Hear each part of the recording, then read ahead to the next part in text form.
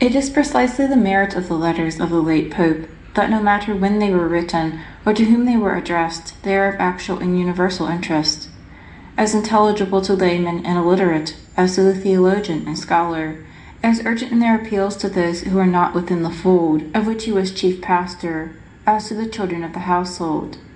His arguments could not but command attention, drawn as they were from history, experience, and reason, as well as from scripture and tradition, and his sincere interest in the civil and social improvements of every nation, whether Catholic or not, made all hearken to his plea for religion as a chief factor of true progress.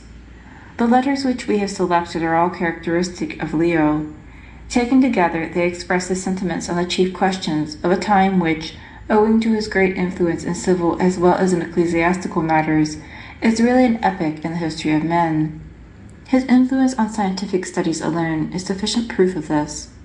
Never was science so arrogant as when Leo XIII began to recommend to Catholics the study of sound philosophy.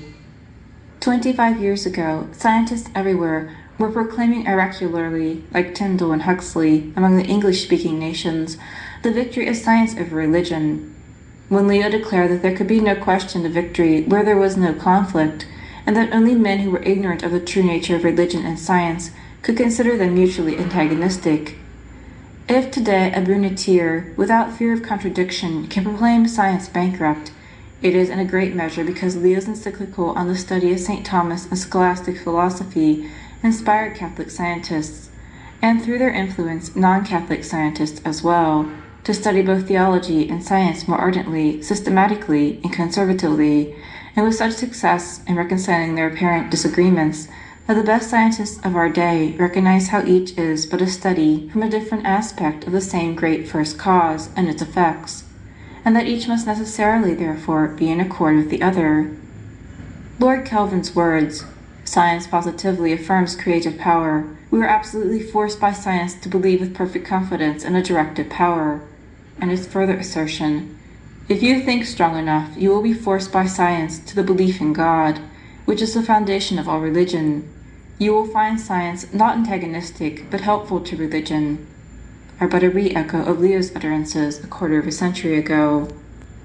A perusal of the letters contained in this volume will satisfy the reader that in other spheres, as well as in that of science, in education, sociology, and statesmanship,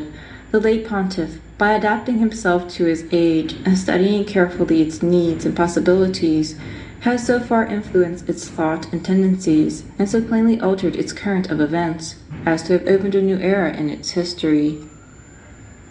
It would perhaps be an exaggeration to say that never before had a supreme pontificate been exercised with more distinction than by Leo XIII,